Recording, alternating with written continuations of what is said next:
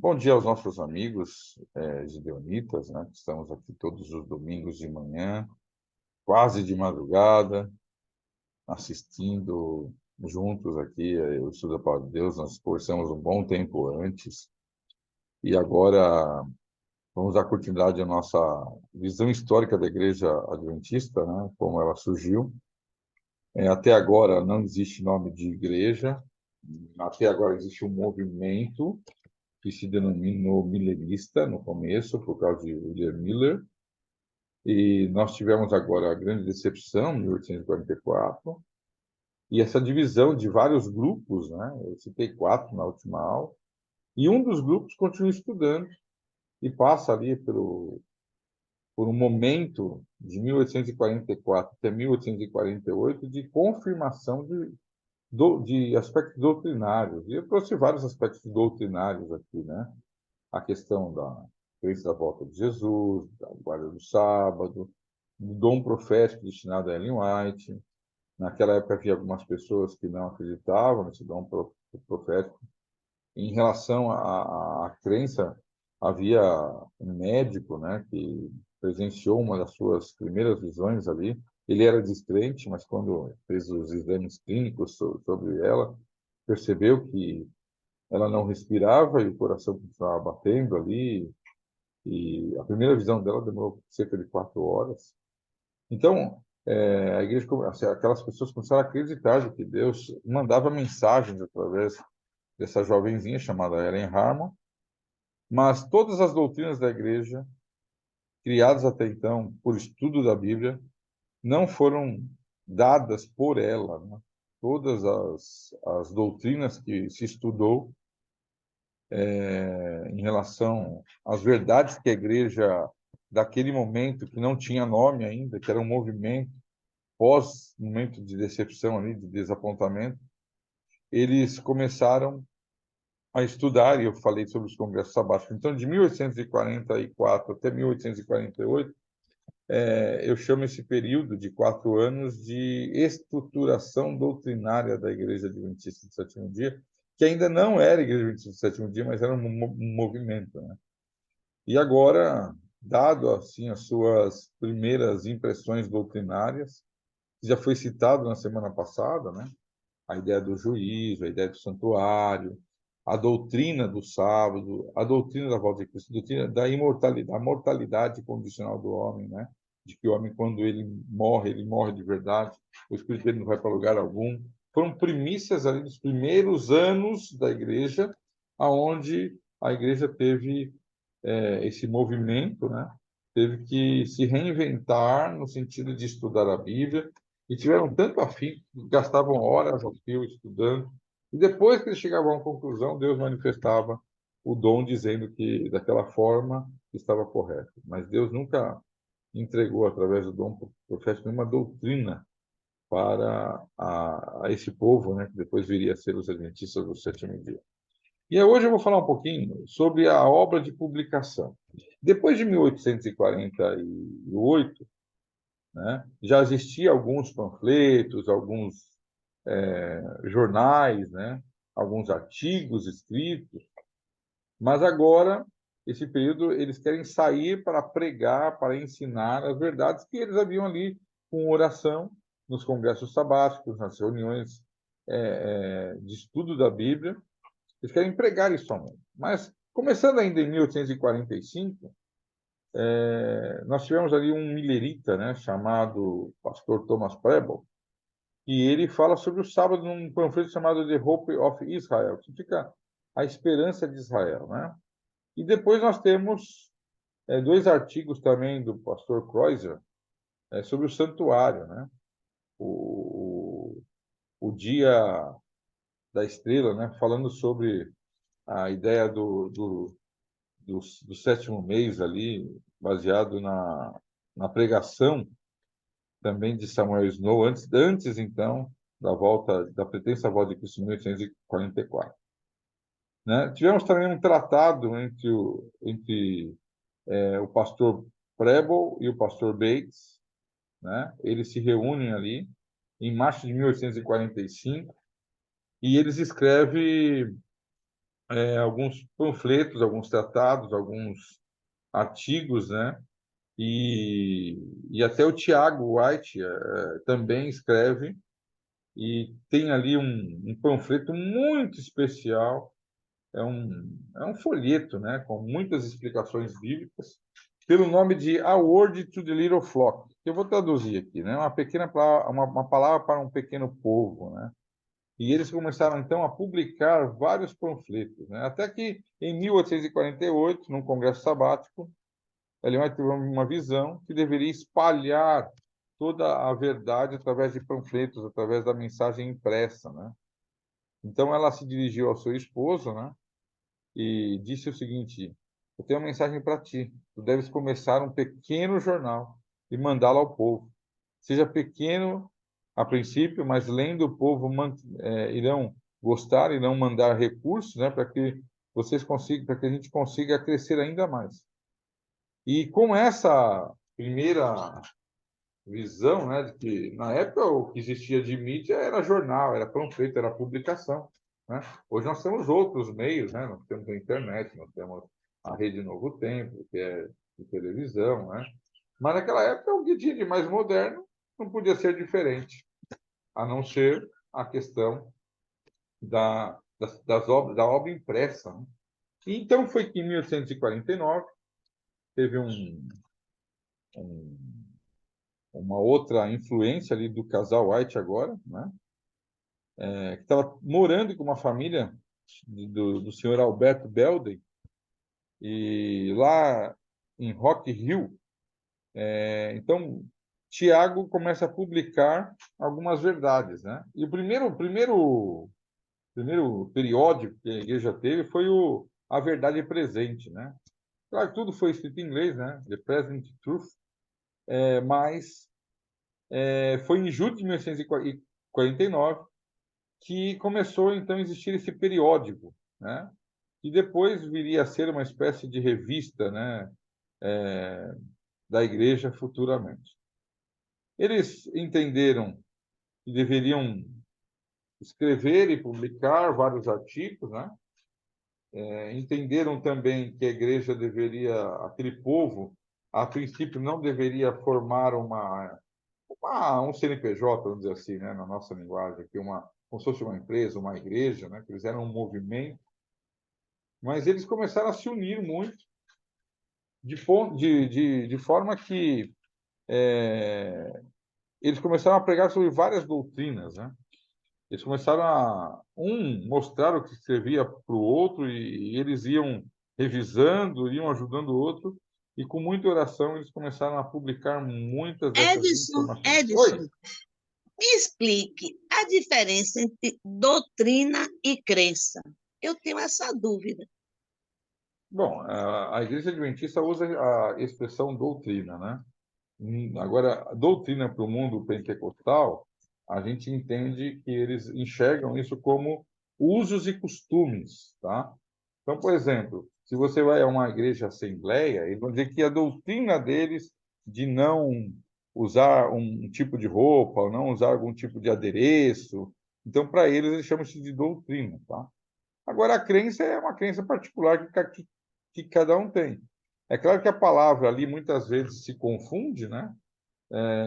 Nós temos um livro chamado Nisto Cremos, que fala sobre as 28 crenças fundamentais do Adventismo, mas também são aspectos doutrinários. Nós temos doutrinas que foram estabelecidas lá e foram, ao longo dos anos, sendo incorporadas na nossa lista de corpo doutrinário, né? Que não deixa de ser crença, mas doutrina, muitas vezes, tem a ver com aspectos que não envolvem crença. Por exemplo, né? Nós temos uma doutrina de saúde. A pessoa crendo ou não, né? É uma doutrina. Agora, não tem a ver com uma crença especial sobre a volta de Cristo. Então, muitas vezes, são palavras que se misturam. Mas, como adventistas, nós usamos a expressão doutrina, né? São as doutrinas da nossa igreja, baseado em estudos bíblicos que nos mostram a vontade de Deus sobre vários assuntos, e também crenças fundamentais, por exemplo, da volta de Cristo, né? A volta de Cristo é uma crença que se tornou um aspecto doutrinário, escrito, sistematizado pela igreja. Mas não há diferença. Quando você olha para o Adventismo, as duas palavras podem ser usadas normalmente. Quando você olha para o mundo pentecostal, doutrina tem a ver mais com usos e costumes. Ficou claro? Eu tinha essa dúvida por causa desse livro que eu li, nosso, Nisto Cremos. Aí tinha doutrinas e crenças. Mas Consegui distinguir, para mim parecia tudo igual, mas a doutrina com a crença. nesse sentido é. São palavras sinônimas, né, que nós usamos dentro da igreja como sinônimos. Se você olhar para o dicionário, talvez fosse diferentes, mas nós incorporamos ela como sendo a mesma coisa. Ok? Alguma dúvida a mais? Bom, vou continuar aqui. Então, o pastor Tiago, ele andava 12 quilômetros, né, a pé, para mandar o jornal para ser publicado, e isso lá em Middleton. E isso fazia com que semanalmente ele escrevia à mão, levava lá em Middleton a pé, e depois ele voltava. Depois de alguns dias ele ia lá e pegava esse jornal pronto, né? Pegava recursos, muitas vezes se endividava particularmente, né? Por amor à minha mensagem, e saía então distribuindo, né? E tem uma citação dela que diz assim: descrevendo essa cena comovente de, e plena de fé, a senhora White declara: as prestigiosas páginas impressas foram trazidas para casa e postas no chão. E então um pequeno grupo de interessados ali se reuniu. Ajoelhamos-nos em redor dos jornais e, com o coração humilde e muitas lágrimas, rogamos ao Senhor que fizesse sua bênção repousar sobre aqueles mensageiros da verdade. Depois de termos dobrado os jornais, o meu marido haver embrulhado o endereço e endereçado os exemplares para todos os que julgavam que iriam ler, né? Pô-lo numa malinha e a pé levou ao correio de Middleton. Então ela conta um pouco a história de como eles começaram a publicar os seus primeiros jornais, né? E depois então veio uma outra revista, né?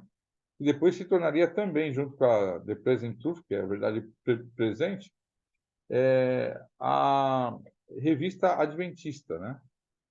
Que tinha o nome em inglês de Adventist Review, né? E isso começou a ser publicado agora mensalmente. Começou a ser uma edição mensal, e com o passar do tempo foi criando-se edições extras. Em 1850 nós já tínhamos algumas edições publicadas de cerca de 48 páginas, cada revista dessa sendo publicada para muitas pessoas, né? Depois, em Maine também, outras pessoas começaram a publicar sobre a segunda vinda de Cristo e o sábado. Foi muito comum, no começo dos anos 50, até os anos 60, a igreja se preocupar basicamente com a questão de escrever artigos, revistas, periódicos, escrever materiais de treinamento. E uma das principais revistas que formam aí a nossa primeira lição da escola sabatina, muito conhecido na história, porque esse ano a igreja ela comemora, né? Ano passado, esse ano, 170 anos da escola sabatina, foi o escrito mensal de 8 páginas, né? Chamado The Youth Instructor, ou seja, instrutores jovens, né? E aí começa, então, a primeira edição, digamos assim, da Escola Sabatina, escrita por Tiago White. Ele se dedica muito a isso, e ele começa a publicar várias revistas também do lado pacífico, que é um pouquinho que ele estava no meio dos Estados Unidos. Ele vai agora levar a mensagem do lado oeste dos Estados Unidos, que era um lugar ainda muito inóspito na época, e já tinha uma força da igreja do lado leste nos Estados Unidos. E ele começa a publicar muitas informações. E uma das publicações muito conhecidas, que já era usada por José Himes, mas depois o mesmo nome foi usado por Tiago White, que era Os Sinais dos Tempos, outra publicação muito especial. Então começam a surgir os primeiros livros da igreja, né? Pessoas escrevem livros, a gente acha que só quem escreveu o livro foi Ellen White, mas não, muitos outros escreveram livros aqui, né? Vou citar, por exemplo, um livro aqui, escrito em 1849, seria O Selo de Deus Vivo e os 144 mil. Foi escrito por José Bates, um dos primeiros autores aqui a escrever livros na história do Adventismo, né? Depois nós temos um outro periódico de 48 páginas, que depois se tornou um livro, escrito por Tiago White, né? Seriam hinos para o povo peculiar de Deus. Nosso primeiro inário foi escrito ali por Tiago White em 1850. Depois um outro escritor, que é um jovem chamado John Nerve Andrews, que depois se tornaria o nosso primeiro missionário além mar. Ele foi, depois de 10 anos que houve um missionário voluntário, não pela igreja, para a Europa. Andrews, que era um homem muito capaz, a história conta que Andrews tinha uma facilidade muito grande de decorar os textos bíblicos, e ele, na sua juventude, passou pelo desapontamento, mas ele não foi um dos mileritas ali. E então, ele se envolve nos congressos sabáticos, e ele, então, em 1851, escreve sua primeira obra, né? Que seria uma obra, eu vou falar sempre em português os nomes, porque a gente está falando aqui todos os nomes em inglês, né? Estou pegando aqui um rascunho que eu fiz, né? Considerações sobre o sábado e a plenitude da lei de Deus, né? Esse foi um outro escrito agora por John Neville Andrews. Andrews tinha uma capacidade tão grande que ele dizia que se o Novo Testamento se perdesse, ele seria capaz de reproduzir palavra por palavra. Ele realmente era uma pessoa acima da média para a época, né? Uma capacidade assim tremenda. Depois ele vai para a Europa, especialmente para a Suíça, se torna o seu primeiro missionário lá em 1876, quando a igreja já estava organizada. Depois nós temos um outro livro de Ellen White, né, que é um esboço de experiência cristã, das visões dela, que depois se tornaria o livro dos primeiros escritos, né, que é conhecido hoje, da página 11 até a página 83. Em 1852, então, nós temos o título dado para Tiago White, né, que depois de ter publicado o primeiro inário, ele publica um outro inário, agora com 112 páginas, né? Seria hinos para os crentes do segundo advento que observam o sábado do Senhor. Veja que aqui nós não estamos falando de igreja, nós não temos ainda a placa de igreja, nós não temos um nome de igreja, mas é impressionante como essa linha começa a ser tomada ali entre eles, né? Olha o nome do inário: Hinos para os crentes do segundo advento que observam o sábado do Senhor, né? Basicamente ali criando, eu digo que talvez tenha sido um embrião, né, do nome da igreja ali, mas sem essa pretensão. Na verdade, estava fazendo um inário, né?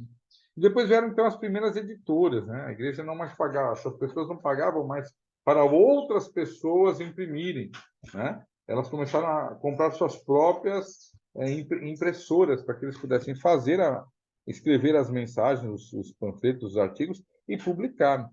Então foi em 1852, depois de 3 anos que eles já tinham um lugar, né, que uma impressora foi comprada em Rochester, em Nova York, e isso começou a ser publicado pela própria imprensa nossa, né?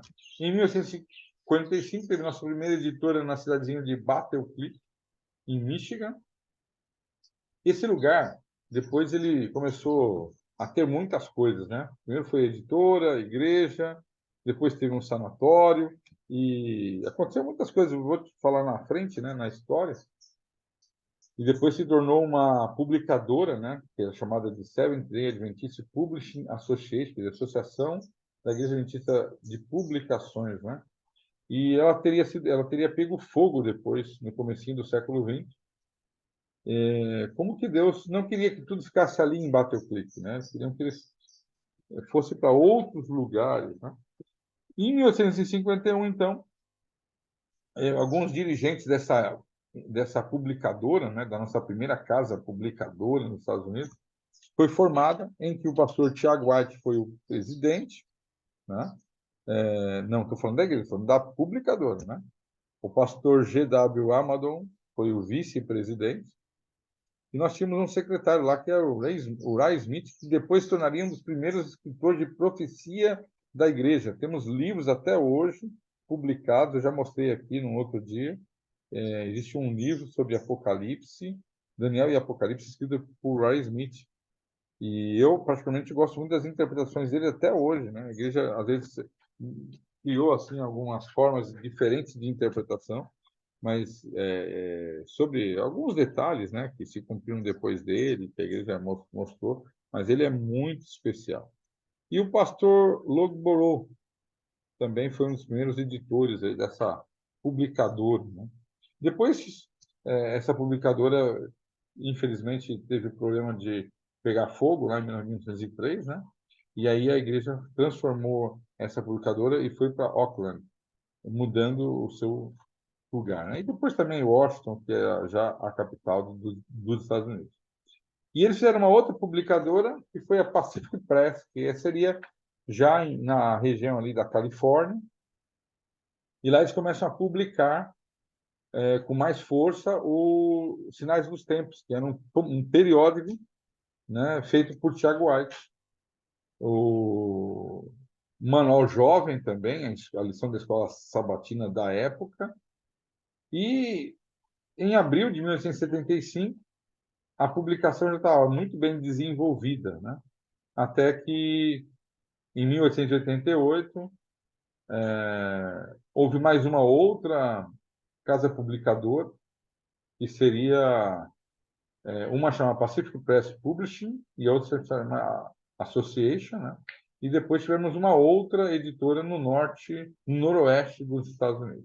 Um pouquinho para você entender como a igreja ela trabalhou muito na questão de publicação. A força da igreja no início era elas estudaram a palavra de Deus e agora saíram a pregar, né?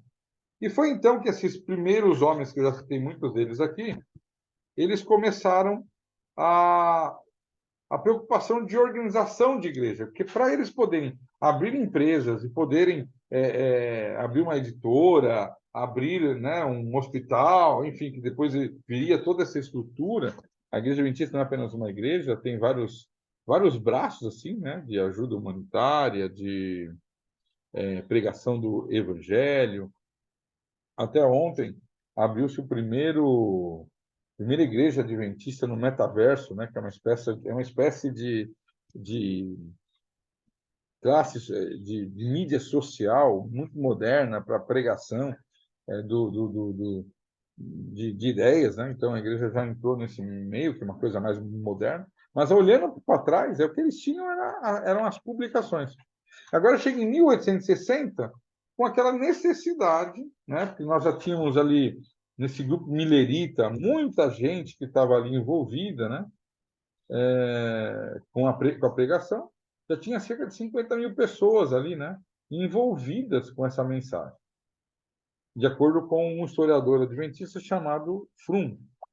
E com essa necessidade de poder agrupar essas pessoas, né? Eles tinham medo. Tinha um pregador lá, um milerita, né? Desse momento, né? Que escreveu antes do desapontamento. Cuidem para que não busquem manufaturar outra igreja, né? Nenhuma igreja pode ser organizada por invenção humana, sem que se torne a Babilônia no momento em que ela é organizada. Então, essa frase de George Torres cria um impacto muito grande entre eles. Eles não querem se organizar. Eles não querem formar uma igreja. Eles querem continuar sendo um movimento. Mas, em virtude das necessidades que se passam ali, isso é bom que seja dito, né? Eles se unem em 1860 e eles escolhem nada mais nada menos de José Bates para ser um dos primeiros, vamos dizer assim, presidentes ali, para que ele, não da igreja, mas que liderem essas reuniões, da sua capacidade que ele tinha. E eles então se reúnem em 1860, depois de toda essa dificuldade de aceitarem que talvez formassem uma igreja por causa dessas ideias. Eles nomeiam seus primeiros diáconos ali, mesmo sem ter a estrutura da igreja formada, e as pessoas começam a ajudar umas às outras ali, né? Então, o primeiro cargo destinado dentro da igreja, né, foram os diáconos, depois aqui foram os anciãos, e depois eles começam a dar credenciais para ministros, né? Os primeiros pastores a serem credenciados foi Tiago Atlas, José Bates, emitiram um certificado, né, como sendo ali pastores, né? Mas eles não tinham igreja ainda. Foi só em 1800, então, em 60, que eles deram um nome para esse movimento, e depois se organizariam em 1863. E o nome dado foi dado numa reunião, onde alguns quiseram dar o nome como Movimento ou Igreja da Porta Fechada, que era como eles eram conhecidos, por causa daquilo que eu já falei na aula passada. Mas alguém levantou e disse: por que não chamamos a Igreja de Deus? E alguém refutou lá, dizendo assim: olha, a gente vai ser muito pretensioso, né, se usarmos essa ideia de sermos a Igreja de Deus, né? Até que aquele homem que encontrou José Bates naquela ponte, né? Na ponte não, desculpa, que José Bates chegou em Battle Creek e falou assim: quem é o mais honesto da cidade? E alguém apontou: o mais honesto da cidade chama-se David Hewitt. Então, José Bates pregou para David Hewitt e ele aceitou o sábado prontamente. E era ele que estava nessa reunião e que sugeriu o nome, então, dizendo o seguinte: por que nós não fazemos um nome baseado nos dois pilares da nossa fé? Que Jesus vai voltar e que nós guardamos o sábado, né? Foi então que surgiu então o nome, e aceito pela igreja, para aqueles homens daquela época, que é o nome de Adventistas do Sétimo Dia. E depois teria se organizado em 1863. Então, um pouquinho da história aqui do que aconteceu nesses anos aí de 1848 até 1860, e aí quando a igreja se torna organizada e o primeiro presidente da Associação Geral, né, se torna John Byton, e ali começa a história da igreja adventista como igreja. Mas veja que muitas pessoas dizem que a igreja surgiu lá em 1844, enfim, mas isso não é verdade. A verdade é que a igreja foi ser organizada quase 20 anos depois, né? Escolhe-se o nome em 1º de outubro de 1860, e depois a Associação Geral ela é organizada, e em 61 eles têm uma assembleia de obreiros, mais ou menos usando uma linha do tempo aqui, né? De pessoas que estavam envolvidas com isso. Em 1863 existe, então, a formação da primeira Associação Geral, contendo ali 5 estados representados já, das igrejas que estavam sendo formadas. E nessa comissão, né, estavam ali com o presidente da comissão, Tiago White, Ray Smith e o pastor Walker, e eles nomearam, então, uma comissão executiva, e aí João Byton se torna o primeiro presidente eleito da Associação Geral da Igreja Adventista do Sétimo Dia. Depois teria sido outras vezes aí Tiago White, enfim, mas não vou trazer aqui a linha do tempo. E a igreja começa a trabalhar agora de forma organizada, reconhecida pelo governo americano, para que eles pudessem fazer as publicações, que era o grande objetivo deles. Muitas histórias de fé de um povo de pais em que não mediram esforços para estudar a palavra de Deus, de pregar a palavra de Deus. E quando nós vemos o tamanho da igreja adventista hoje, né, é presente em mais de 200 países. Só aqui no Brasil nós temos cerca de 17 milhões no mundo, 17 milhões de pessoas, uma igreja muito organizada a nível mundial, tudo orientação de Deus. É claro que a igreja não salva ninguém, não somos exclusivistas, não acreditamos somente quem é adventista do sétimo dia vai para o céu, né? Porque Deus tem um povo fiel em todas as igrejas. Mas não temos dúvidas de que esse movimento surge de uma interpretação bíblica nascida de Apocalipse capítulo 10, da grande decepção do livro que é comido por João ali, mas depois se importa que profetize outra vez. E igreja não é uma placa, né? Igreja aí você recebe essa mensagem que Jesus em breve vai voltar. E eu faço aqui um apelo a você, né? E outro, independente de ser membro da igreja adventista ou não, o que não é ponto de salvação. Mas você, assim como esses homens foram tão importantes na pregação do evangelho, assim como esses homens, de maneira tão espetacular, deram a sua vida pela pregação, eu e você também temos um grande legado. Nós podemos fazer história, uma história de salvação na vida de muitas pessoas. Eles se endividaram, eles deram tudo que eles tinham. Por 2 vezes Bates faliu completamente, ao ponto de Deus fazer um milagre. Eu já contei a história de Bates, quando ele vai no correio e Deus e recebe uma carta para que ele pudesse se manter. E histórias de homens de fé, né, que fizeram do início da igreja algo fantástico. E eu destaco aqui um brasileiro, já de origem alemã, e foi pastor aqui no nosso país. A igreja dele, de acordo com um amigo meu, que é vivo, o pastor Arno Killer, pai do pastor Ayrton, que foi presidente da divisão até recentemente na Associação Geral hoje, ele relatou, por relato do pastor pastor Bells, que ele conheceu, que ele recebeu um voto da comissão da igreja de Porto Alegre para sair pregando no lombo de um cavalo, né? Comprar milho para que ele pudesse chegar até São Paulo, com 2 toneladas de milho, né? Não deu dinheiro para ele vir pregando o evangelho até São Paulo. Então você nota que essa missão, né? Como nós estamos hoje muito aquém dessa missão, né?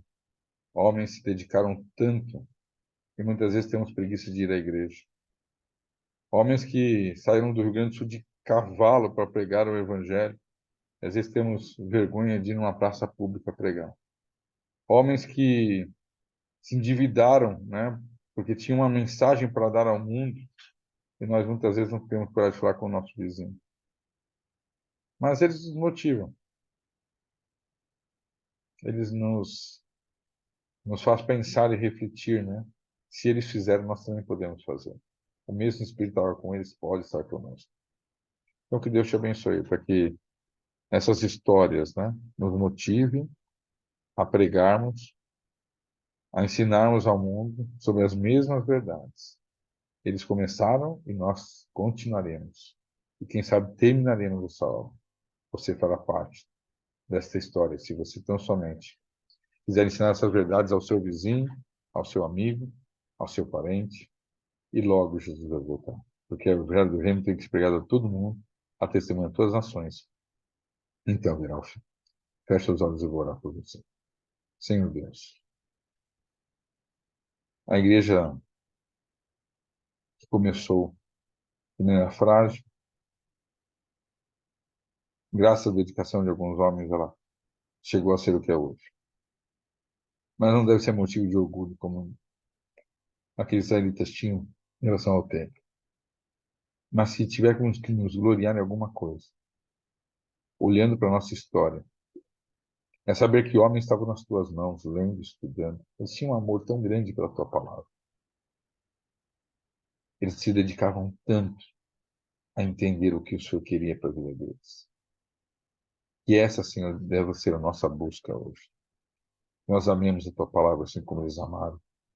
Que nós nos dediquemos na pregação como eles se dedicaram.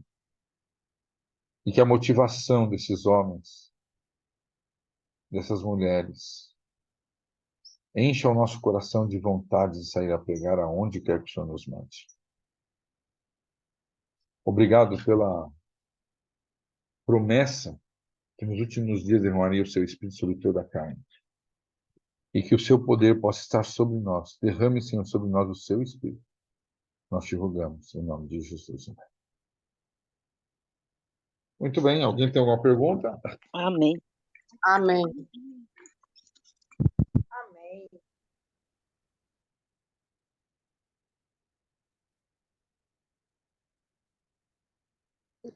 Eu só tenho a agradecer mesmo, viu? Amém mesmo em tudo. É tão bem explicado, né? Que a gente nem precisa nem. Pelo menos para mim, coisas novas. E aí tem que aprender.